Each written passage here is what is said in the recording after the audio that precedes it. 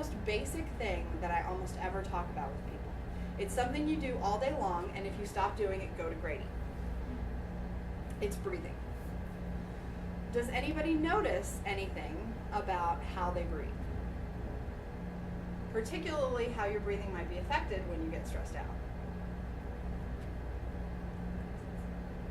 Increases. Okay. I know I tend to breathe a little more rapidly when I'm up here presenting because sometimes I'm a little nervous. When we get nervous and stressed out, our breathing tends to change. In about 5 seconds, I'm going to tell you all to start, and all I want you to do is breathe normally and count your breaths.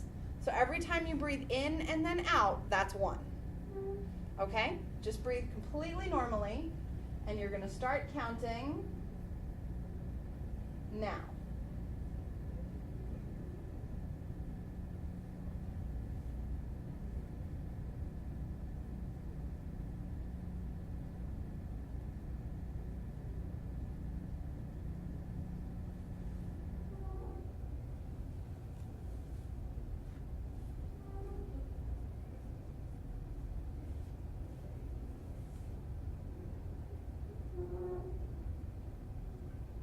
And stop.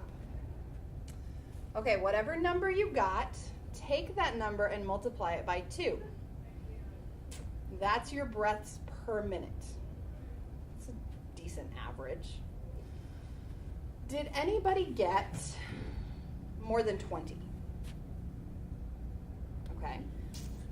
Anybody in the kind of 10 to 20 range? Anybody less than 10? Okay, excellent. Actually, 8 is pretty optimal. Less than 8 is really, really where we want people to be. So, and this is all based on physiological research of human beings, and obviously every human being is different. So for example, I'm a big cycling fan, so Lance Armstrong is one of the people that they do research on, and they're kind of like, okay, you're a little bit of a freak of nature, you take way less breaths per minute than the average person at rest, your heart rate is much more effective than most people. So there's definitely a range, and there are always outliers. But people who start to get up above 10, 12, over 16 are actually chronically hyperventilating. So what happens is we're not using all of the lung capacity that we have. So let me show you this. So our lungs actually come down a lot further in our body than we think. If you think about this being when you exhale, this band of muscle here pushes your lungs up and squeezes all the air out of them, kind of like the way you squeeze the air out of a tube of toothpaste from the bottom up. Then when you breathe in, that band of muscle pulls down and inflates your lungs. But they go a lot deeper, which is actually why if you take a really deep breath in, I know it's not the most attractive thing in the world, but if you take a really deep breath in, your stomach actually kind of puffs out. What happens is when we get nervous or excited, we start breathing rapidly, and we're only using the top portion of our lungs.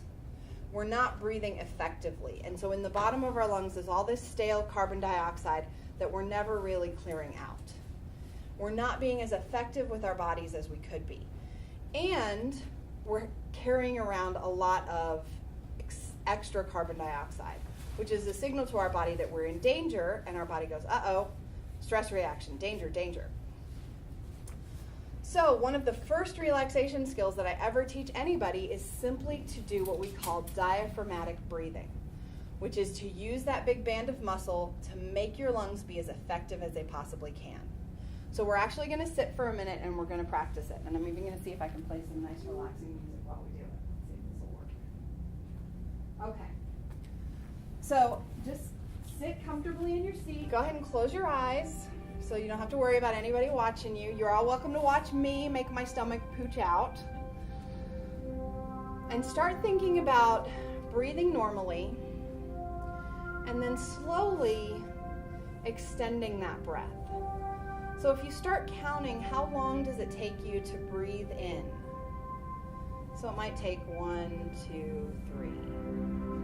Think about, can you breathe in until 4? And then pause and then let all the air out of your lungs. And And you want to start thinking about using all the muscles that surround your lungs to do that. So you have that big band of muscle underneath your lungs, your diaphragm. You also have your rib cage that's surrounding your lungs. And in between each rib are their intercostal muscles. So think about every time you take a deep breath in, you want to feel those muscles expanding and your chest opening up.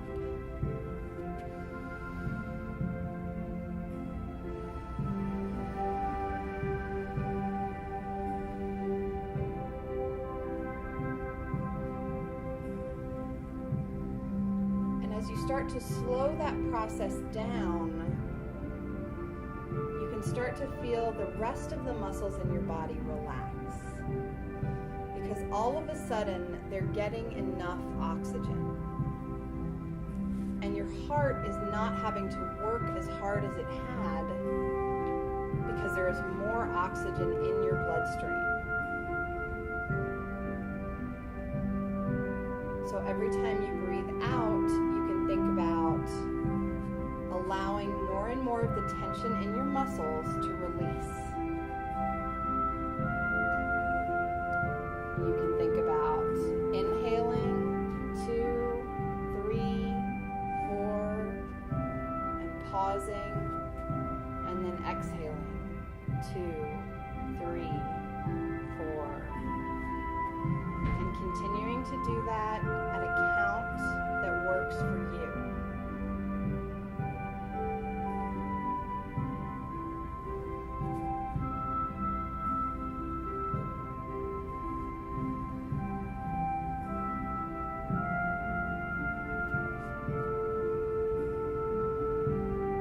And as you practice this more and more, you can think about as the air comes in through your nose, imagine that it's filling your lungs up like water fills up a glass. So from the bottom to the top, you want to fill the bottom of your lungs first. Feel your stomach expand first, and then the lungs under your shoulders. And then hold that for a minute so your lungs have an opportunity to do their job, to trade out oxygen for carbon dioxide. And then exhale. Squeeze all that stale air out of your lungs like you're squeezing out a tube of toothpaste until everything is out of there, and then you start filling that glass of water again.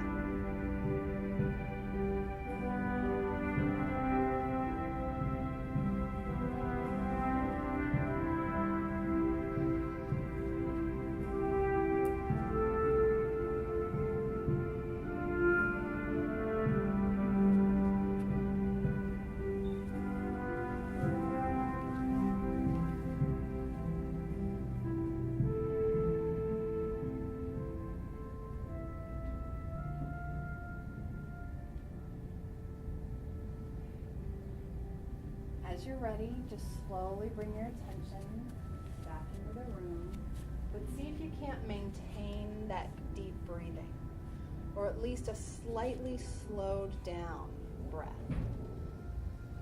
This is one of the most important techniques that I teach people with test anxiety and with public speaking anxiety, because as soon as we start that rapid breathing, it tells our body that we're in danger, and so our brain kicks off this round of stress hormones like adrenaline, and so we get more and more panicked. It begins this cycle of panic and panic and panic, and so it gets worse and worse.